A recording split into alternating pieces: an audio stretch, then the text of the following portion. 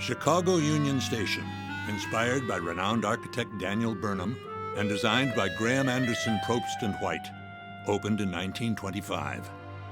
Hailed as an outstanding achievement in railroad facility planning, its vast ornate Beaux-Arts Great Hall, bathed in sunlight from the 18,000 square foot skylight high above, remains as one of our country's greatest interior public spaces.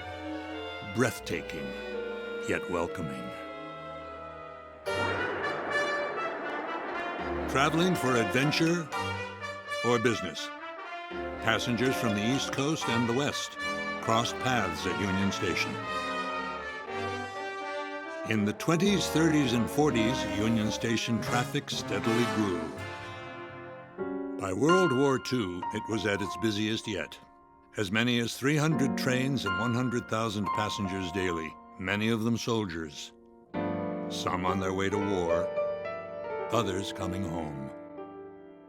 By the 50s, 60s, and 70s, rail traffic had severely diminished, and the less Union Station was being used, few noticed that time was taking its toll. The 21st century has seen a resurgence of passengers. Steady growth reached beyond the station's capacity. More than 120,000 people a day were passing through the Great Hall.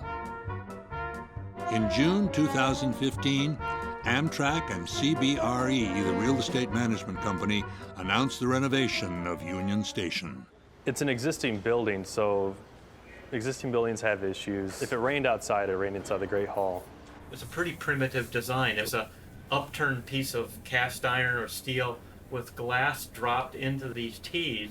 The drainage system had a design flaw in it. Water was just rushing uncontrolled throughout the plaster walls. Where plaster was loose, where paint was peeling, and there were damages, we ended up putting wire mesh over the top of it to protect it until repairs could be made. After 2 years of investigation and planning, renovation began in October 2017.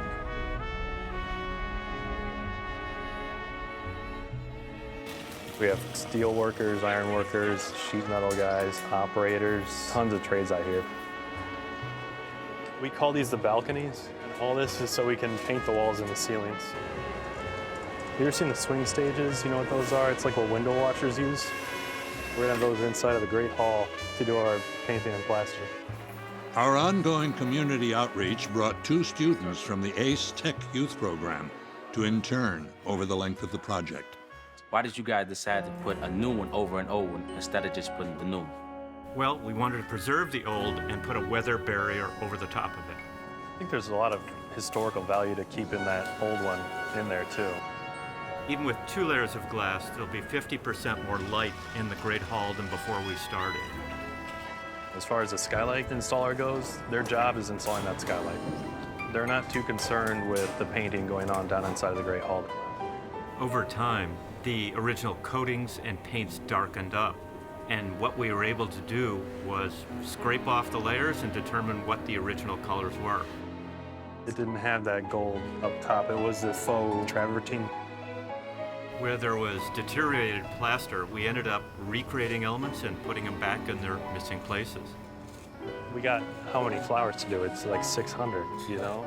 These old fixtures, cataloging them, restoring them, and putting them back together with modern wire and updated lighting. Last but not least, repainting and regilding the statues. In January of 2019, it was done.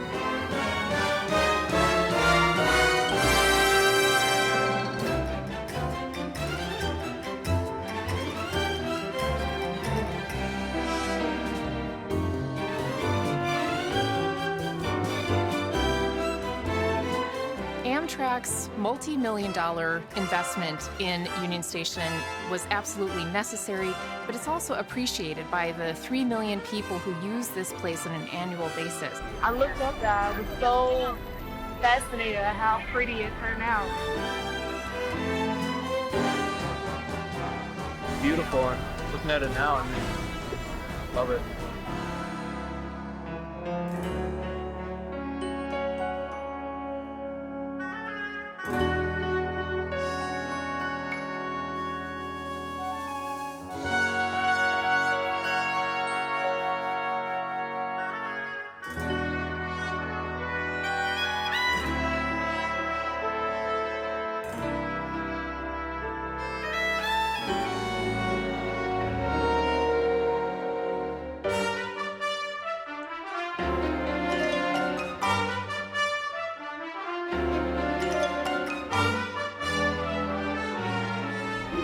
precious people that come through here.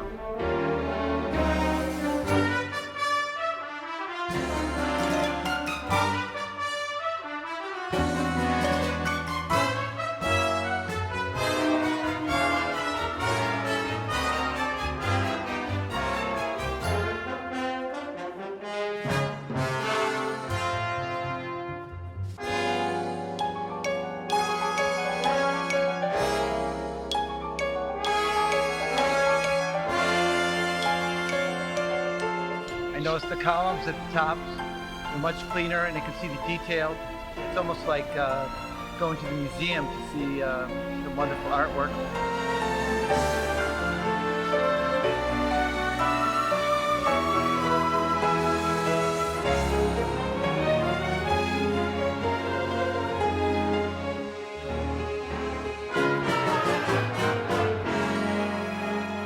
It's definitely a work of art.